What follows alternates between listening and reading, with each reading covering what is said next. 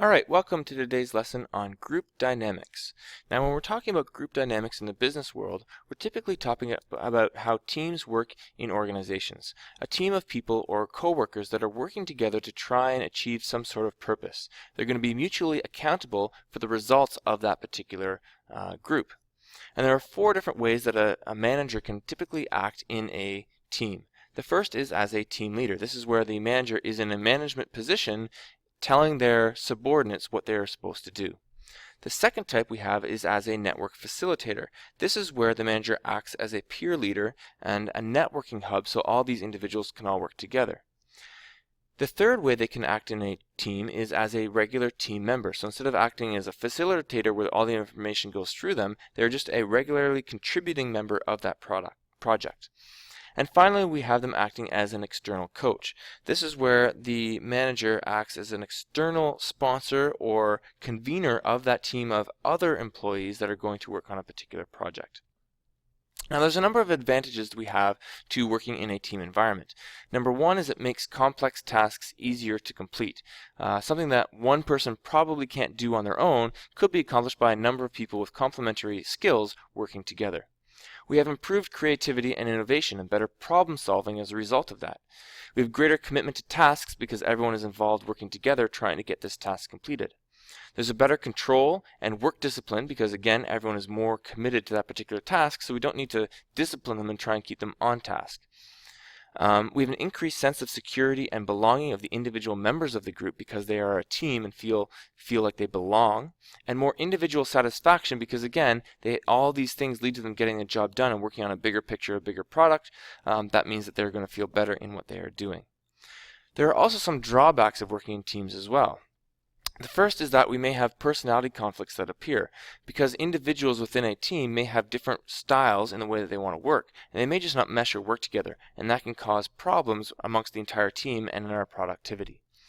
If a particular team has an ambiguous agenda, in other words, we don't necessarily know exactly what it is we're trying to do.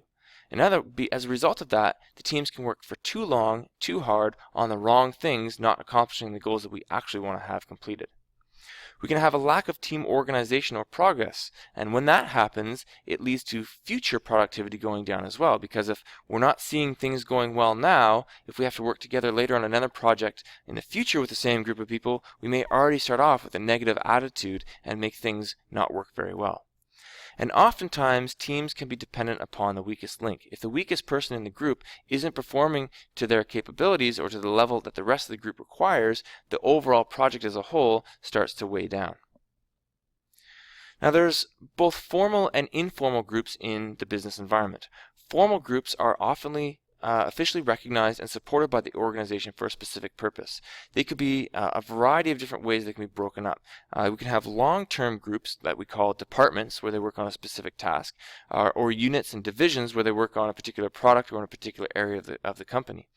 We can also have more short-term groups, which we can call committees or project teams or task forces. These are working on a smaller project for a shorter period of time. But all of these are formalized and have specific managers in charge of specific departments. We can also, on the other hand, have what we call informal groups. These are not recognized on organizational charts. We can't see where these particular groupings are, who their leaders are, and who they report to, and so on. They don't officially serve an organizational purpose within the company. That said, they're oftentimes very important to the success of a particular company. They emerge as part of an informal structure and from natural relationships that occur amongst people. And they can include three different types of groups. Interest groups, where the workers are trying to work together to pursue a particular common cause. So, for example, they're working together to try and improve worker conditions in the company. We could have friendship groups, which are a little bit more natural groupings, and they can occur for a wide variety of reasons, but usually because of their interests that they have outside of the work environment. And then we also have support groups. These are individuals that tend to work together because they have common problems that they have to deal with within the company as a whole. They're not working on them as a department, but as a whole they see the same kind of issues that they're trying to deal with. Again, these are not necessarily bad things, and they can have a very positive impact on the worker's performance. Okay? This often offers a sense of belonging to your employees because they're being included in ways outside of where they're actually supposed to be included. Now, every group goes through a stage of development. As we know, there's a difference between a collection of people who have just been brought together and they're working together for the first time versus a group that's been together for years and functions as a well-oiled machine. Typically, to get from that initial stage to that well-oiled machine stage, groups go through 5 stages of development. The first stage is called forming. Here is where the members are trying to get acquainted with each other. They're often trying to figure out what their individual responsibility is going to be and where they fit in with the rest of the group. After this, we go through the storming stage. This is typically the most difficult stage to get through. This is where we start to develop our group structure and patterns of interaction, how we are going to work together as a group. Oftentimes in groups in this particular stage can run into problems of people forming cliques or conflicts starting to develop between people. And this is where we have to start trying to figure out how to deal with those situations.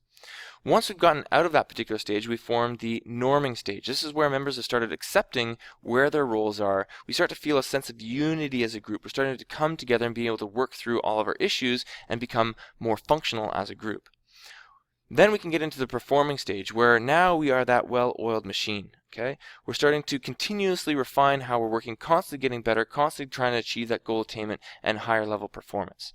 And once our tasks are finished, the groups will often go through that adjourning phase where the members start to disband from the group to begin forming another group. This is an important phase because it can often be very difficult for our employees to go through because they start to form real relationships with their co-workers and gotten to become peers and collaborators and so on. And now when we start breaking them apart, that can be difficult for those individuals involved. So you need to acknowledge the contributions that each member has made for that group and make sure we're helping them to move on to a new area in the company. There's a couple of things that can limit and contribute to the success or failure of a particular group. The first is making sure you have clearly defined groupings or role structures. We want to make sure that we know exactly what each person is supposed to do. Sometimes if this is ambiguous or we have conflict where multiple people are trying to do the same particular task or we have somebody who's doing too much, that can make the whole group as a whole start to break down in that storming phase. We also have to make sure we've set up norms, okay? Standards of behavior for the group. We have to be able to outline exactly what is expected for each member of the group. Things like timelines and group work and making sure we all understand how we're supposed to interact together.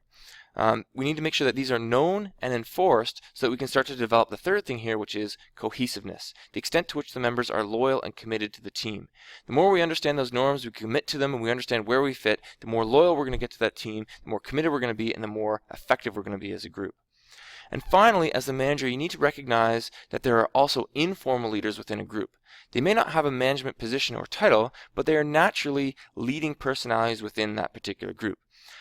Group members may choose to follow this particular person, not because they have that title, but because they are drawn to them. And if you can make sure you identify who those leaders are and make sure that they are on board with the decisions you're making, you can make that particular group very successful. Similarly, if you're not aware of them, or if they're being detrimental to the group, they can bring that entire group down as a whole.